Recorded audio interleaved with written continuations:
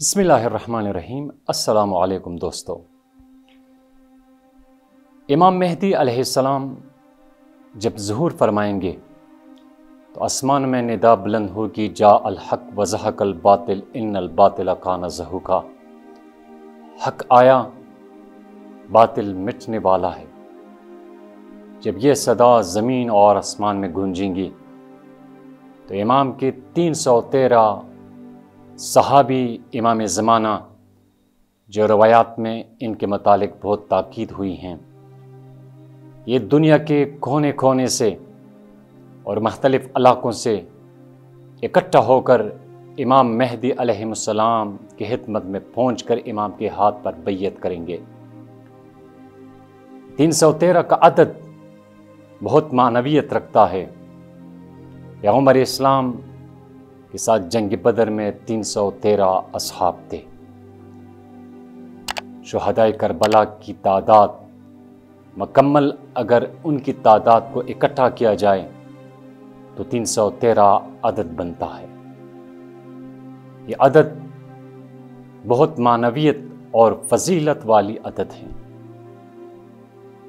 इमाम जब ज़ुहूर फरमाएंगे तो 313 अफराद इमाम के ख़ासुल ख़ास असहाब में शामिल होंगे। इमाम की खिदमत में पहुंचकर उसके बाद इमाम निज़ाम इलाही के लिए क़याम फरमाएंगे। ये मुख्तलिफ़ इलाक़ों से जुग दर जुग इमाम की खिदमत में पहुँचेंगे। इमाम अली अलैहिस्सलाम ने इन असहाब के मुतालिक तफसील बयान की हैं। इमाम अली अलैहिस्सलाम ने फरमाया, हत्ता के हमारे बड़े सगीर सिंध से भी इमाम ने उनका नाम अब्दुर्रहमान ज़िक्र किया है कि ये भी 313 असहाब में से एक हैं। इमाम ने मुख्तलिफ़ शहरों के नाम लिए हैं। मिस्र का नाम अस्कंद्रिया, अरमिया, मिस्र, फ़लस्तीन, शाम, हलब, क़ुम, तलकान। इमाम ने इन शहरों के मुतालिक फरमाया है कि इन शहरों से 313 असहाबे गिरामी होंगे। मौला अली से किसी ने पूछा, या अली, ये जो 313 असहाबे इमाम हैं, क्या ये सब फजीलत में बराबर हैं? इमाम ने फरमाया, नहीं, इनमें से 112 बहुत फजीलत वाले हैं। जबकि निदा आसमान में बुलंद हो कि जा अल हक व ज़हक़ल बातिल, तो ये असहाबे इमाम जो 313 असहाब हैं, मौला अली अलैहिस्सलाम ने 3 कैटेगरीज़ में बयान की हैं। पहली कैटेगरी ये कि जब उनके खानों में ये आवाज़ पहुँचेंगी तो ये असहाबे इमाम ज़माना जो आसमान के बादलों पर सवार होकर मक्का मुअज़्ज़मा में पहुँचकर इमाम के हाथ पर बैयत करेंगे। दूसरी कैटेगरी इमाम ने बयान की हैं कि वो नींद से उठकर इमाम की खिदमत में पहुंचेंगे। तीसरी कैटेगरी, वो तय्युल अर्ज़ के ज़रिए से एक कदम अपने ज़मीन पर रखकर दूसरा कदम उनके काबा मुअज़्ज़मा में होगा और इमाम की खिदमत में पहुंचेंगे। इमाम ने फरमाया किसी साइल के सवाल पर, क्या इमाम इन 3 कैटेगरीज़ में अफजल जो कैटेगरी है वो कौन सी हैं? इमाम ने फरमाया, वो असहाब जो बादलों पर सवार होकर इमाम की खिदमत में पहुंचेंगे वो सबसे अफजल लोग होंगे। कुरान मजीद का ये आया सूरे बकरा में वाज़ेह तौर पर इरशाद खुदावंदी होता है और आयत नंबर 148 में खुदावंद आलम ने इरशाद फरमाया, फस्तबिकुल खैरात ऐनमा तकूनु याति बिकुमुल्लाहु जमीआ इन्नल्लाहा अला कुल्लि शैइन कदीर। कि तुम लोग नेकियों में सबकत करो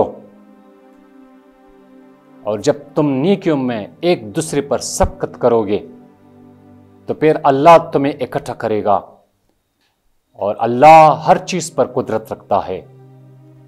आयतुल्लाह साफ़ी गुलबिगानी ने कुरान मजीद की इस आयत की تفسیر اس طرح بیان کی ہیں کہ فاستبقوا الخیرات،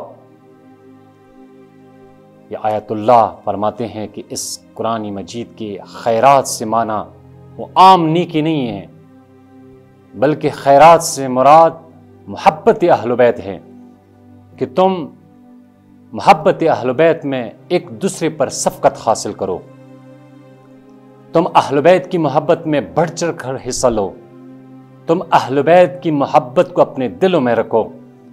جب تم اہل بیت کی محبت دلوں میں رکھو گے تو پھر اللہ تمہیں اکٹھا کر دے گا، اور اللہ ہر چیز پر قدرت پہ رکھتا ہے۔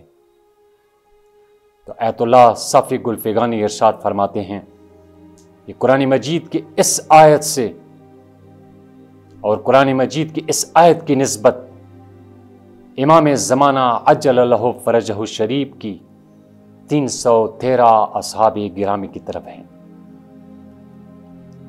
کسی نے پوچھا، یا علی، یہ 313 اصحاب جب امام کی خدمت میں پہنچیں گے تو اس وقت امام ظہور فرمائیں گے، یعنی قیام فرمائیں گے؟ مولا نے فرمایا، نہیں، یہ 313 اصحاب امام زمانہ جب بیت اللہ پہنچیں گے، امام کے ہاتھ پر بیعت کریں گے، تو اس وقت تک امام خروج نہیں کرے گا جب تک 10,000 والا لشکر امام کے ساتھ ملحق نہ ہو جائے۔ تو امام کے 2 لشکر ہو گئے، پہلا لشکر جو 313 والا ہے، اور دوسرا لشکر جو 10,000 والا لشکر ہے۔ 313 یہ خاص الخاص لوگ امام زمانہ کے ہیں۔ یہ 313 جب امام کی خدمت میں پہنچیں گے تو امام پوری دنیا پر نظام الہی، نظام عدالت قائم کرے گا۔ پوری دنیا کو امام ایک سٹیٹ بنائے گا۔ امام پھر اس سٹیٹ کو، اس حکومت کو جو پوری دنیا سے مختلف ملکوں کو ملا کر ایک ملک بنا دے گا، اور پھر امام زمانہ پوری دنیا کو 313 صوبوں میں تقسیم کرے گا، اور ہر صوبے کو امام اپنا ایک گورنر بھیج دے گا، اور وہی خوش نصیب اور وہی امام کے خاص الخاص 313 نائبین ہیں۔ وہ گورنر ہوں گے امام کے، وہ نظام الہی اور نظام عدالت قائم کریں گے۔ 10,000 والا لشکر یہ عام مومنین کا لشکر ہوگا، اور یہ لشکر ان لوگوں کا ہوگا جو صالح، متقی، پرہیزگار، بحیا، باغیرت، ان اوصاف کے جو مالک ہوں گے، وہ امام کے اصحاب میں، امام کے 10,000 والے لشکر میں شامل ہوں گے۔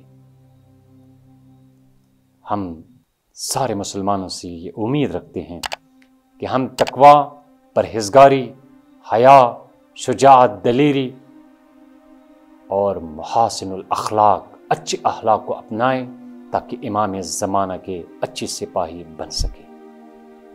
والسلام علیکم ورحمۃ اللہ وبرکاتہ۔